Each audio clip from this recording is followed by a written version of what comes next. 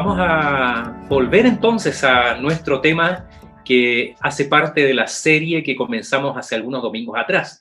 El domingo pasado predicamos en un tema relacionado con resurrección, que de alguna manera está muy ligado también a esta resurrección de Jonás, porque él estuvo literalmente muerto ahí durante 3 días y 3 noches en el vientre del pez y fue llevado a la vida nuevamente para cumplir su misión.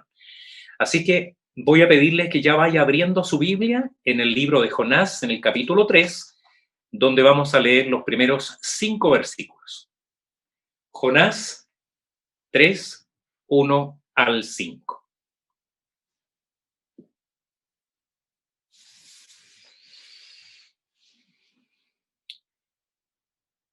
Tenga su Biblia abierta. Quiero comentarles que hoy día no vamos a compartir pantalla, pero ahí en el chat del Zoom está el bosquejo de los puntos del sermón. Si alguien quiere verlos, no inmediatamente, pero tenerlos ahí a la vista o luego copiarlos si le parece, ahí entonces tiene el bosquejo del sermón en los puntos principales, su tema y los puntos de divisiones principales. Leemos la palabra del Señor. Vino palabra de Jehová por segunda vez a Jonás, diciendo: levántate y ve a Nínive, aquella gran ciudad, y proclama en ella el mensaje que yo te diré. Y se levantó Jonás y fue a Nínive conforme a la palabra de Jehová.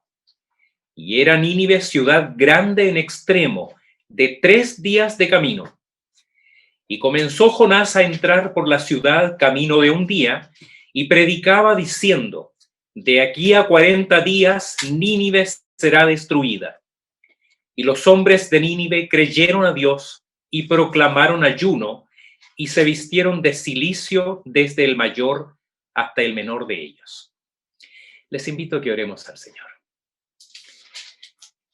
Padre nuestro bondadoso, tú que nos diste tu palabra por medio de hombres escogidos por ti, inspirados por el Espíritu Santo para registrar en ella tu voluntad, tu ley, tus preceptos, tu enseñanza, el divino consejo para la vida de los creyentes.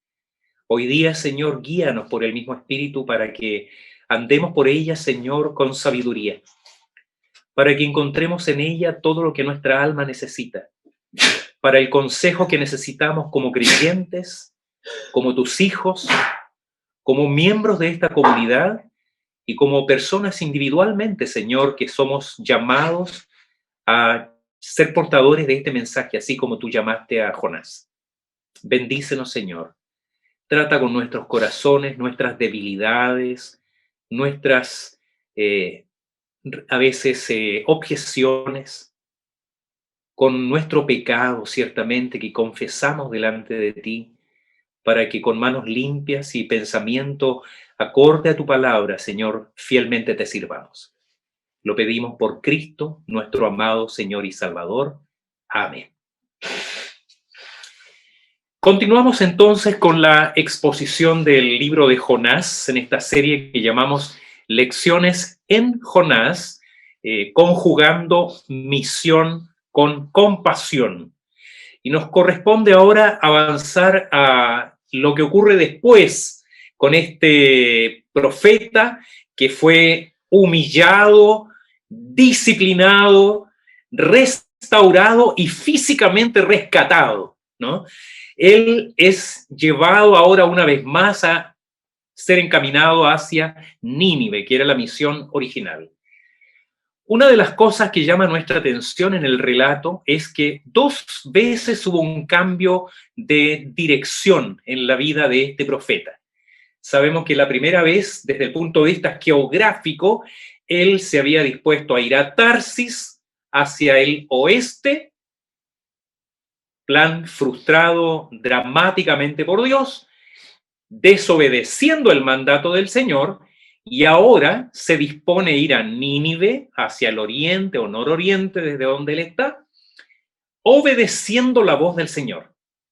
Sin embargo, hay algo en lo que no cambia la dirección de la vida del profeta Jonás, y es la disposición de su corazón respecto de los ninivitas.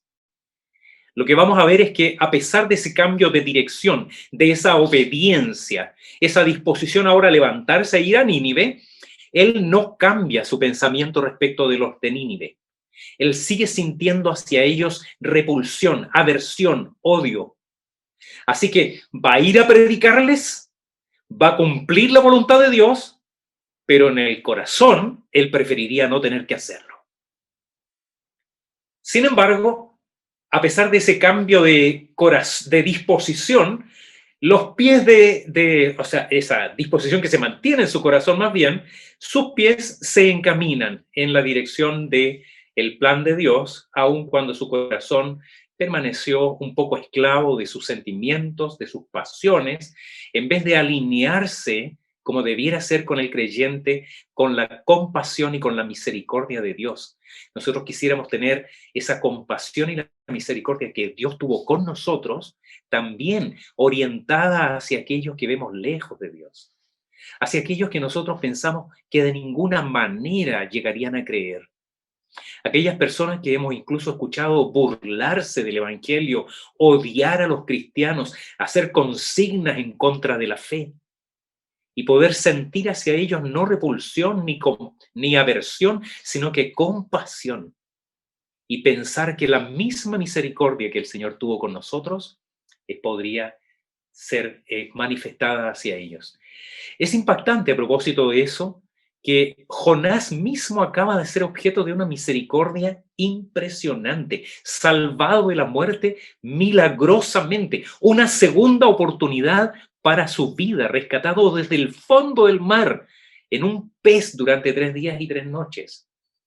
Y en su corazón, él no logra encontrar espacio para la compasión. Esto me recuerda la parábola de los 2 deudores. No la vamos a comentar hoy día, pero probablemente muchos de ustedes recuerden la parábola de los 2 deudores en el Nuevo Testamento, cuando Jesucristo compara la actitud de un hombre al que el Señor le perdonó mucho, una deuda que era imposible que él pudiera pagar.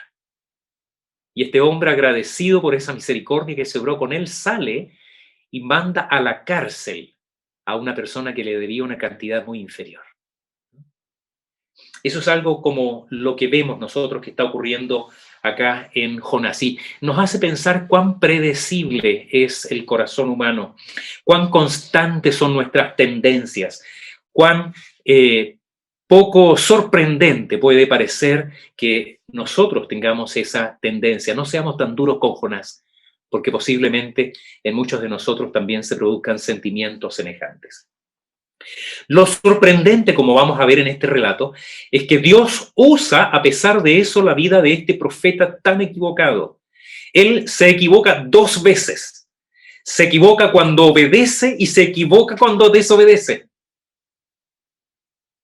Las 2 veces él se equivoca delante del Señor. Y sin embargo, a este profeta tan equivocado, con sentimientos tan contrarios al corazón de Dios, es igualmente utilizado por Dios, lo que muestra que la misericordia, la gracia, el amor y la soberanía de Dios es la que es resaltada en este texto, de principio a fin. El video introductorio preparado por nuestro hermano Víctor lo dice ahí. ¿De qué se trata esta historia? ¿No? No se trata de un barco, de un pez, de una ciudad, se trata de Dios. Todo el tiempo es la soberanía, la misericordia, la compasión y el amor de Dios lo que es resaltado, a la vez que nos obliga a reflexionar sobre qué te motiva a ti, qué te impulsa a ti. ¿Cuáles son las razones para pertenecer a esta comunidad, para capacitarte, para leer la palabra del Señor respecto de aquellos que están lejos de Dios? ¿Cuáles son tus motivaciones? ¿Qué hay en tu corazón? Eso es algo de lo que queremos ser ayudados con la palabra del Señor hoy día también a reflexionar. Así que Jonás está ahora en una playa. El pez acaba de elegantemente depositarlo en la playa, ¿no? La palabra dice que lo vomitó, ¿no? Muy curiosa esa expresión, ¿no? Así que él está ahí en la playa, yo me lo imagino totalmente mojado, despeinado, descansando, tomando aire, increíblemente sorprendido de estar en tierra seca, recibiendo los rayos de sol en su cara, se mira las manos impresionado de que está vivo, ¿no? Y cuando todavía no sale de su asombro, escucha la voz de Dios diciéndole, levántate y ve a Nínive, aquella gran ciudad. Y son prácticamente las mismas palabras de la primera vez. Si usted vuelve atrás en su Biblia y va al capítulo 1, primeros versículos, son las mismas palabras. Es como si Dios le estuviera diciendo, a ver, vamos a empezar de nuevo, ¿ok? Todo de nuevo. Rebobino el cassette. Ahí se me cayó a mí el cassette. Rebobino el cassette y comienzo de nuevo. Levántate. Ahí quedamos la primera vez y anda a Nínive, aquella gran ciudad. Jonás tal vez piensa que si hubiera obedecido la primera vez, se habría librado de toda esa experiencia, ¿no? Buena lección para nosotros también. Mejor obedecer al principio, a la primera, porque el Señor va a cumplir sus propósitos de todas formas. Es más sabio decirle que bueno al Señor al principio. Dios siempre cumple sus propósitos y eso no excluye nuestras vidas. Si su plan te considera, así te llames Jonás, te llames Gedeón o Isaías o Pedro, como dice el Salmo 138, el Señor cumplirá su propósito en mí. El Señor cumplirá su propósito en mí. A Saulo, que estaba persiguiendo a la iglesia, que iba detrás de los cristianos, cuando cae ahí camino a Damasco, pierde la vista y oye la voz de Dios, el Señor le dice, Saulo, Saulo, una voz compasiva, dura cosa te es dar cosas contra el aguijón. ¿Qué estás haciendo poniéndote a la voluntad de Dios? Te va a ser doloroso, va a ser frustrante para tu vida. Mejor obedece la voz de Dios. Y Saulo entonces dice, Señor, ¿qué quieres que yo haga? Así que lo que queremos hoy día con la ayuda del Señor es aprender nuevas lecciones en Jonás. Y ahora estas lecciones están referidas a la naturaleza, el poder y la eficacia de la palabra de Dios en el cumplimiento de la misión. Queremos reconocernos en parte en Jonás. Nosotros reconocernos en Jonás. Reconocernos también en parte en los ninivitas. Pero sobre todo, reconocer la forma en que Dios opera por medio de su palabra, mucho más allá de los medios naturales, mucho más allá de las personas o de las circunstancias, o incluso a pesar de ellas. Incluso a pesar de nosotros mismos, Dios usa su preciosa y poderosa palabra para el cumplimiento de sus fines. Así que hoy hablaremos de la poderosa palabra de Dios. Nuestro tema es la poderosa palabra de Dios. Y lo primero que el texto nos enseña respecto a la poderosa palabra de Dios es que ella es, la palabra de Dios, la exclusiva proclamación. La palabra de Dios es la exclusiva proclamación. Versículos 1 al 3, la primera parte, dice, vino palabra de Jehová por segunda vez a Jonás diciendo, levántate y ve a Nínive, aquella gran ciudad, y proclama en ella, ¿qué cosa? El mensaje que yo te daré. Y se levantó Jonás y fue a Nínive conforme a la palabra de Dios. Hemos comentado muchas veces que cuando un mismo texto repite dos veces un concepto, está diciendo, presten atención porque esto es importante. Y cuando lo repite tres veces, está diciendo, no puedes pasar por alto esta expresión. Esto es muy importante. Esto es lo más relevante. Y en este pasaje tres veces se hace este énfasis, este superlativo, no es accidental. Palabra de Jehová, el mensaje que yo te daré, la palabra de Jehová. Señalándonos que no solo es esencial llevar la palabra de Dios. Alguien puede decir, pero eso es obvio, ¿qué otra cosa vamos a predicar? No es tan así. No siempre es así. La médula del mensaje básicamente es muy simple. El mensaje que yo te daré. No otra cosa. Y acá hay una cosa extraordinaria. El mensaje de la palabra de Dios era impresionantemente simple. De aquí a 40 días, Nínive será destruida. Y uno dice, pero ¿cómo es va a ser toda la predicación? Esa era. De aquí a 40 días, Nínive será destruida. Era, como dijimos en el primer sermón, una especie de pregón, un decreto real. Eso hacía en ese tiempo un heraldo del rey, un heraldo de una nación propia o de una nación extraña, cumpliendo una misión de embajada, de un mensajero en una misión diplomática. No es su propia voz, sino la voz del rey. Él es un heraldo, es una proclama, un decreto supremo, como digo, del que simplemente se debe tomar conocimiento y reaccionar. Muchas veces el heraldo llegaba a una ciudad, se lo colocaba en el mercado público, el lugar más concurrido por la nación, se ponía en un lugar alto y proclamaba el heraldo el mensaje del rey, la proclama. Y luego entonces lo dejaban pegado en un árbol, en un muro, como para que el que no lo había escuchado lo pudiera leer. Y no había nada que hacer, era hacer un decreto. Se publicaba y se debía cumplir. La palabra querigma en griego es la que da origen a la palabra heraldo. Y nosotros alguna vez oímos, tal vez tú lo recuerdas, haber oído hablar de este evangelismo querigmático, este mensaje querigmático, que es simplemente la proclama del evangelio. Cuando comienza el pueblo del Señor en el Nuevo Testamento a predicar el evangelio, el mensaje era: arrepiéntanse porque el reino de los cielos se ha acercado. Arrepiéntanse porque el reino de los cielos se ha acercado. Arrepentíos y creed en el evangelio, decía el Señor Jesucristo. Arrepiéntanse y bautícese cada uno de vosotros en el nombre de Jesucristo para perdón de pecados y recibiréis el don del Espíritu Santo. El apóstol Pedro en su primer sermón público en Jerusalén. La predicación evangélica, hermanos, languidece en el mundo cristiano porque muchos predicadores se han olvidado que se les demanda predicar la palabra de Dios y no otra cosa. Proclamar el evangelio y no sabiduría humana, autoayuda, psicología o filosofías de moda. La vida del líder espiritual y autoridad de los judíos en la reconstrucción de Israel después del cautiverio en Babilónica, Esdras.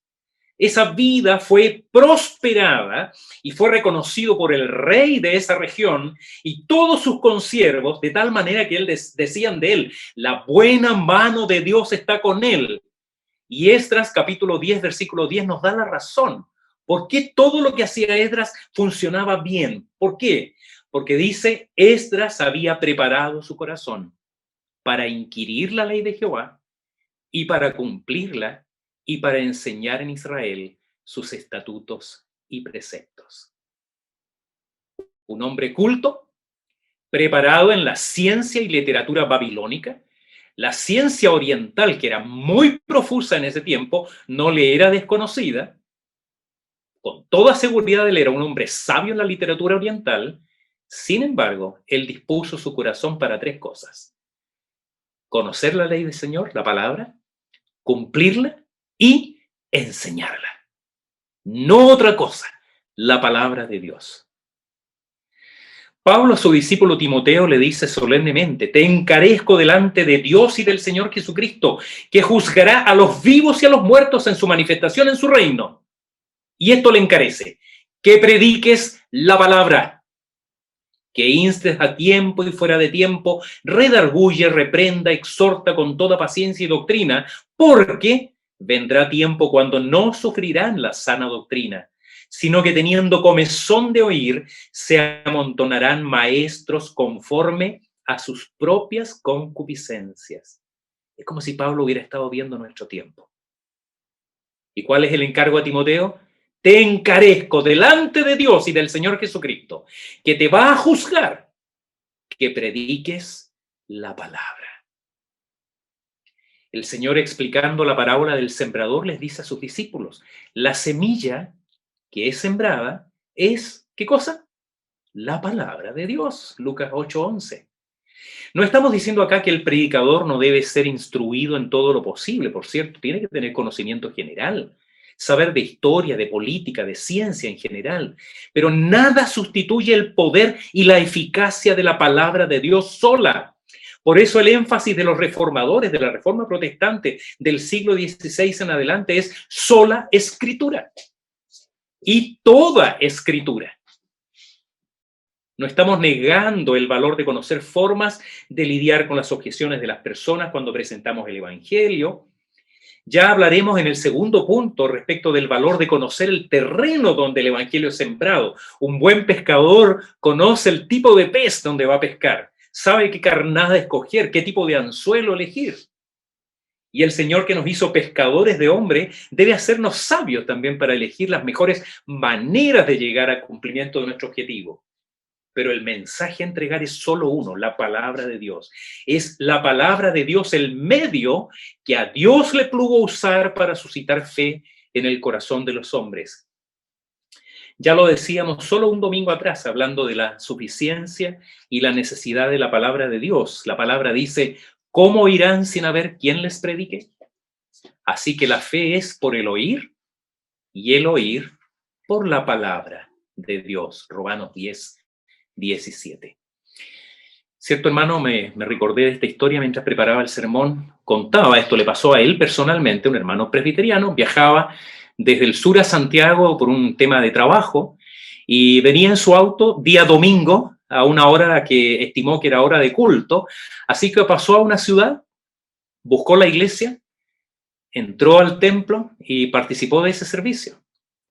Llegó el momento del culto, perdón, del sermón, y el pastor de esa iglesia se puso de pie, metió la mano en su bolsillo, sacó un recorte del diario, lo leyó delante de la congregación y enseguida hizo un comentario sobre esa noticia de la prensa.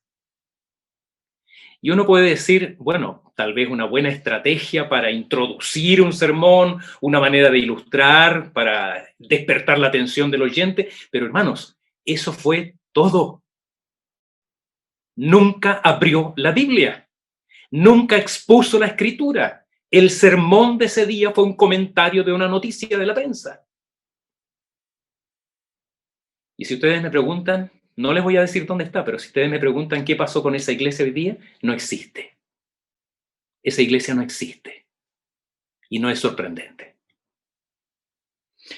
Otro ejemplo, un pastor que sirvió como misionero por muchos años junto a su familia en el extranjero, regresó a su país de origen y quiso visitar una de las iglesias, él no la conocía, nunca había estado ahí, que en algún momento durante su misión le habían enviado una ayuda. Como una manera de agradecer, de conocerlos, él con su familia visitó esa iglesia. Contaba que durante el servicio, que fue muy largo, hubo mucha alabanza, muchos cantos, muchos himnos y alabanzas modernas, mucho instrumento musical, matizado con algunos testimonios y oración, y uno de sus hijos pequeños le tiraba la manga al papá, al pastor misionero, y le decía, papá, ¿y el sermón? Papá, ¿y el sermón? Y él le decía, espérate, si ya seguramente viene. Y siguió la música, y siguió la alabanza, y siguieron los testimonios, y el niño, papá, ¿y el sermón? Bueno, de repente pasa adelante el líder de la congregación, bendice a la iglesia y los despide y todos para la casa. Y no hubo predicación. Infelizmente, querida iglesia, eso es algo que cada vez se hace más frecuente en muchos lugares. La palabra, si es que está presente, ocupa un lugar pequeño, relegado, allá un rinconcito de la liturgia. Y ojalá cortita, porque lo importante son todas las otras cosas. Comparado con eso, nuestros corazones, hermanos, deben temblar delante del juez supremo, rogando que exista la misma compulsión que hubo en el apóstol Pablo.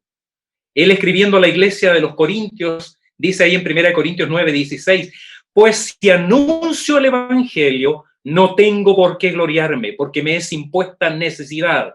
Y ay de mí si no anunciare el evangelio. Ay de mí si no anunciare el evangelio. Yo ruego al Señor que tenga misericordia de mí, si no soy fiel en la exposición de la palabra. Y agradezco profundamente cosas como un mensaje que hoy temprano recibí de una hermana de la iglesia, donde me decía, gracias pastor, por predicar la palabra del Señor, por explicarla para nosotros. No se imaginan cuánta responsabilidad eso significa. delante del Señor, que un día nos pedirá cuentas. Oremos que la predicación del Evangelio siga siendo mediante la palabra viva del Dios vivo, por predicadores que creen de todo corazón que la palabra, la Biblia de Dios, es la palabra de Dios inspirada, inerrante, infalible y nuestra única regla de fe y de práctica. Y si su pastor no cree eso, busque otra iglesia urgentemente, porque se nos demanda y se nos pedirá cuentas acerca del deber de predicar la palabra de Dios y nada más. Jonás tenía la misión de proclamar en Nínive el mensaje que Dios le dio y nada más. A nosotros se nos manda predicar igualmente la palabra de Dios y nada más que la palabra de Dios. Pero el texto sigue hablando para nosotros respecto de la poderosa palabra de Dios. Y él dice ahora que esta poderosa palabra de Dios es independiente del mensajero. Esto es muy importante y muy impresionante, iglesia. La palabra de Dios es independiente del mensajero, versículos 3 y 4. Y se levantó Jonás y fue a Nínive conforme a la palabra de Jehová. Y era Nínive ciudad grande en extremo, de 3 días de camino. Y comenzó Jonás a entrar por la ciudad camino de un día y predicaba diciendo, de aquí a 40 días Nínive será destruida. Jonás obedeció, es decir, se levantó, se dispuso a cumplir su comisión de llevar el mensaje a Nínive, y Nínive, dice la Escritura, una ciudad grande. Otras versiones dicen que era importante, otra dice grandísima. Pero muy interesante que algunas versiones, por lo menos 2, la Biblia de Ginebra y la Biblia textual, dicen que era grande a los ojos de Jehová e incluso dicen que era grande para Dios, para Elohim. En definitiva, lo que el texto está señalando es que para Dios era grande, para Dios era importante, Dios la tenía en consideración. El tamaño de la ciudad también es relevante en esta historia. Dice que era una ciudad que se recorría en 3 días. Yo estuve haciendo algunos cálculos basados en un estudio que dice que una persona promedio puede caminar en un día alrededor de, caminamos 5 kilómetros por hora. Esa es más o menos la velocidad de desplazamiento de un ser humano caminando, a un paso regular, 5 kilómetros por hora. Bueno, si uno entonces estima lo que una persona camina en 3 días, eso nos da alrededor de 360 kilómetros. No hay una ciudad en el mundo tan grande como 300 kilómetros de diámetro, de lado a lado, ¿no? Entre el centro de Maipú y la comuna de Vitacura hay 35 kilómetros por una autopista, 35 kilómetros. Así que si esa fuera la proporción de Nínive, Nínive habría sido una ciudad 10 veces más grande que la región metropolitana. Y el espacio donde está emplazado Nínive hoy día, ahí en Mosul, en el Medio Oriente, no da ese espacio. Es un valle grande, pero no alcanza a ver una ciudad tan grande, ¿no? Sao Paulo, que es una de las ciudades más grandes del mundo, tiene solo 45 kilómetros de diámetro. 45 kilómetros. Así que lo más probable que era una ciudad grande, eso es lo que quiere decir la Escritura, que para ser recorrida, como lo haría un turista, visitando los lugares importantes, comiendo, durmiendo, descansando, entrando a los museos, visitando los edificios públicos más relevantes, se recorría en 3 días, ¿no? Pero Jonás la recorre en un día. Lo que quiere decir la Escritura, que él lo hizo, ¿cómo? Apresuradamente. Él entra a la ciudad corriendo. Yo no sé si corría por la prisa por proclamar el mensaje, porque tenía 40 días para hacerlo.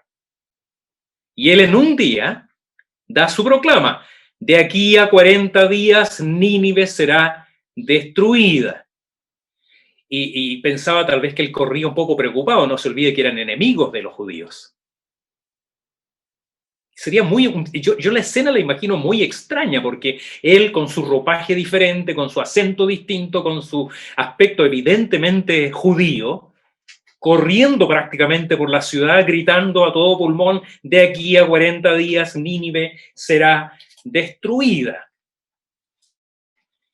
Para entender un poco ese contexto, es importante recordar qué representa Nínive para ese tiempo y también de alguna manera para nosotros. Nínive es, en primer lugar, la misión de Dios, el lugar de la misión.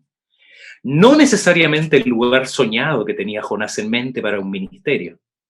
Era una región peligrosa, como decíamos, eran enemigos de los judíos. Era poco atractiva. No había ninguna posibilidad de que él hiciera carrera profesional ahí. En solo 40 días la ciudad iba a ser destruida.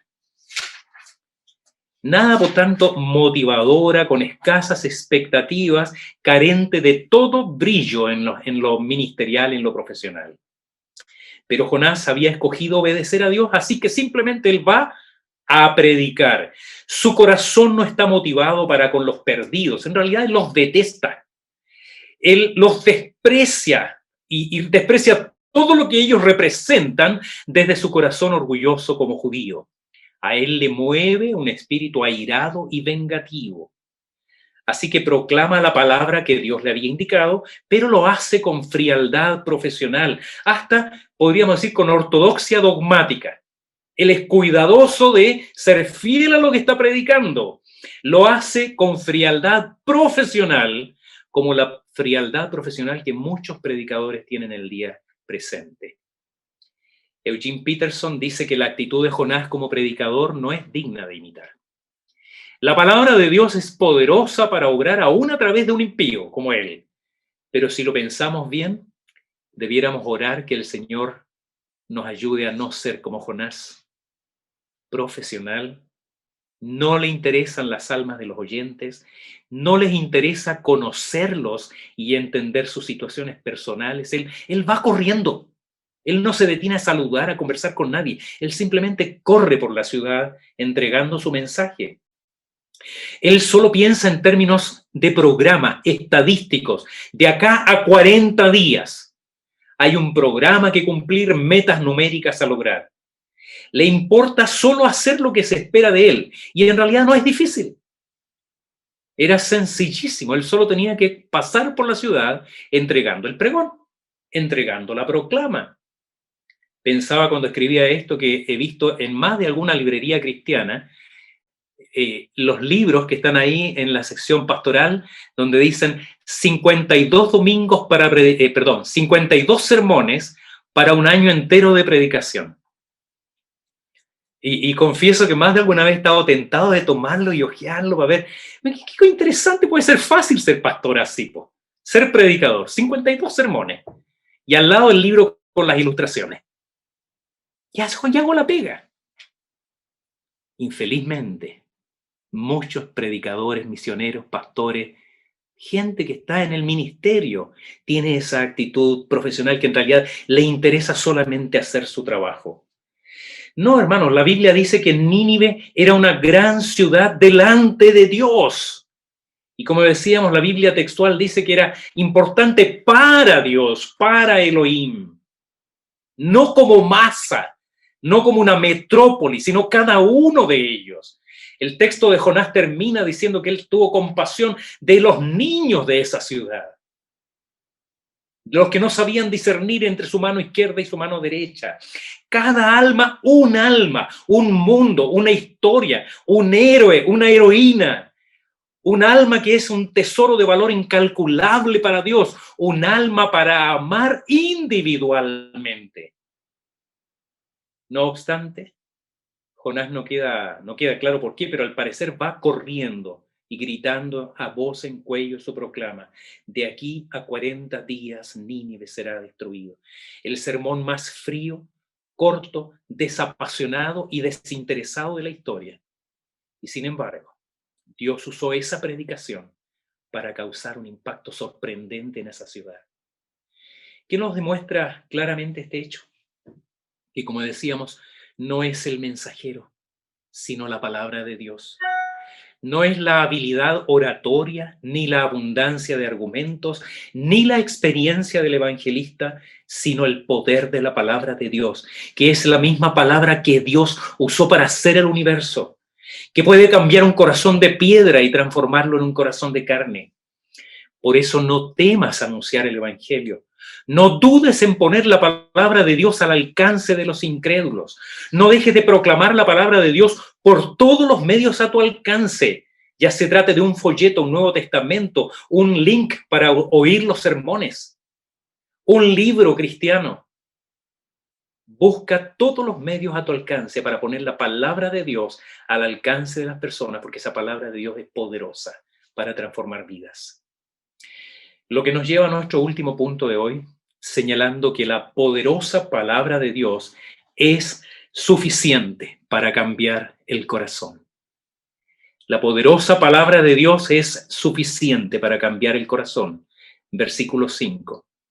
Dice el texto: y los hombres de Nínive creyeron a Dios y proclamaron ayuno y se vistieron de cilicio desde el mayor hasta el menor de ellos.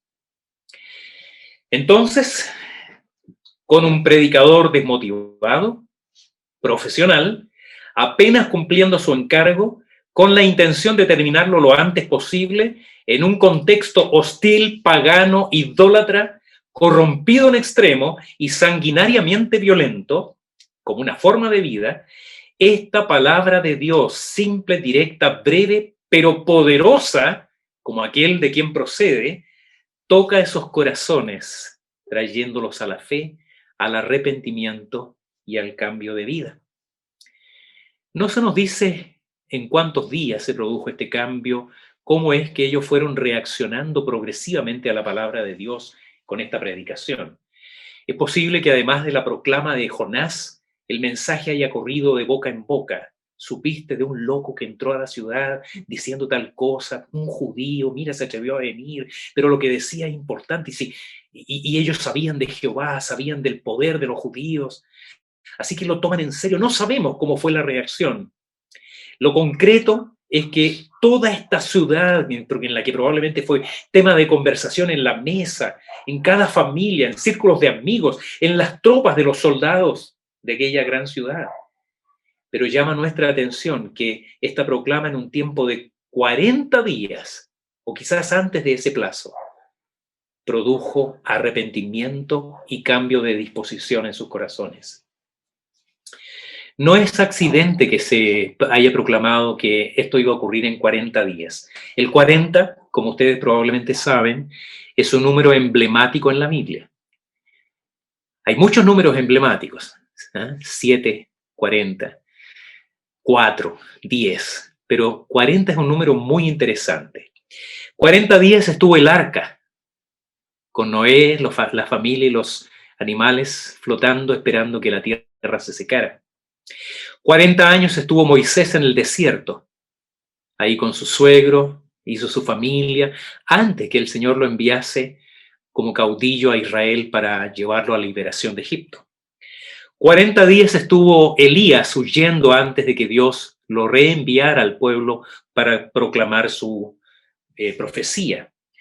40 días estuvo el Señor ayunando en el desierto antes de iniciar su ministerio terrenal de 3 años. Y 40 días estuvo compartiendo con sus discípulos después de su resurrección, antes de dejarles la gran comisión y ascender a los cielos. Entonces, 40 días es un tiempo previo a una especie de alumbramiento, de un nuevo parto. Es el tiempo también, fíjese qué cosa interesante para los que vivimos este tiempo, de aquí viene la palabra cuarentena. ¿Les suena conocido cuarentena o no? ¿Alguno de ustedes ha pensado en esa expresión en estos días? 40 días. Gracias a Dios no son 40 horas, esperamos que sean menos. Pero esos 40 días era el tiempo suficiente para la sanidad, para la restauración, para la protección de la familia y de la comunidad. Para quienes entregamos el Evangelio con pasión por las almas, con amor por los perdidos, es un indicador de esperanza. Es una esperanza también de que la obra del Señor a su tiempo resultará. En su debido momento dará los frutos. Hay semillas que brotan muy rápidamente. Pero recordé mientras escribía esto el caso del bambú. Tal vez usted lo ha oído alguna vez. Pero la semilla, la planta de bambú, demora 7 años en aparecer de la tierra. Durante 7 años genera una red de raíces profundas y solamente después de los 7 años empieza a brotar y alcanza estatura de 30 metros. Un crecimiento tardío. Pero Dios es el que da el fruto, Dios es el que hará germinar la semilla. Tengamos presente también que es evidente que no fue el trabajo de Jonás el que alcanzó los corazones. Y acá hay algo muy importante, querida iglesia. Sin duda, antes que Jonás llegara a Nínive, el Espíritu de Cristo ya estaba obrando en esos corazones. Se nos ha enseñado que evangelizar es ver dónde Dios está trabajando y unirnos a Él. Eso es evangelizar. Ver dónde Dios está actuando, en qué corazones está ya Él obrando. Y entonces unirnos a Él y hacer el trabajo de Dios encargado a la iglesia. La Biblia dice, Jehová vuestro Dios, Deuteronomio 1:30, Jehová vuestro Dios, el cual va delante de vosotros, Él peleará por vosotros. Y el Señor Jesucristo había prometido a sus discípulos, ahí en Mateo 26:32, pero después que haya resucitado, iré delante de vosotros a Galilea. Allí me veréis. Así que el Señor va delante de la iglesia. Él va delante tuyo. Cuando en obediencia al Señor vas a predicar su palabra, Él ya está trabajando en el corazón del que va a creer. Él ya está moviendo un corazón, ya está actuando en la vida de esa persona. Lo que tú vas a hacer es simplemente poner el contacto, hacer el vínculo entre la poderosa palabra del Señor y el corazón de esa persona en cuyo espíritu Dios ya está trabajando. Y vas a ver cosas sorprendentes si te dispones en obediencia, quizás con un corazón mejor que el de Jonás, no necesariamente con lata, con tedio, sino que con amor, dispuesto a llevar ese mensaje a 10 personas que están clamando por tener una esperanza en aquellos que el Señor ya está trabajando. Para concluir, hermanos, no podemos dejar de asombrarnos cuán maravillosa es la palabra del Señor. Cuán poderosa es que ella también ya actúa en nuestras vidas en un momento especial en nuestra historia. Vidas tocadas, alcanzadas, transformadas, renacidas por esta poderosa palabra de Dios con la que Él hizo el universo y todo lo que existe. Que el Señor conserve en su iglesia hombres y mujeres fieles dispuestos a estudiar, vivir, encarnar y enseñar la palabra de Dios, la única proclamación acerca de la cual se nos pedirá cuentas al fin de los tiempos. Palabra de Dios y no otra, el puro evangelio de Jesucristo sin adulterar. Que el Señor use nuestras vidas imperfectas para la proclamación del evangelio. Él lo hizo con Jonás a pesar de sus errores y malas intenciones. Pero oremos que nosotros no seamos como Jonás. Que el Señor ponga en nosotros amor por los perdidos, pasión por las almas, el anhelo de ver vidas transformadas, que nosotros como los ángeles celebremos, nos alegremos cuando el Señor gana un corazón para su reino. Vidas transformadas por la palabra del Señor. Que así como el Señor tuvo compasión con nosotros, tengamos también nosotros compasión por aquellos que aún están lejos de Él, cualquiera sea su condición. Que el Señor nos dé osadía para hablar en su nombre, sabiendo que no estamos yendo solos, que Él va delante de nosotros y que al proclamar su palabra nos estamos uniendo a lo que Él ya está haciendo en el corazón de los oyentes, porque así Él lo ha prometido. Yo voy delante de vosotros. Y que nos conceda maravillarnos con su poderosa obra por medio del Evangelio de Jesucristo. Seguros, convencidos que lo que ya el Señor ha hecho con nosotros, con muchos de los que estamos acá, sino todos, el Señor continuará haciéndolo hasta el día de Jesucristo. Y que el Señor bendiga a su amada iglesia.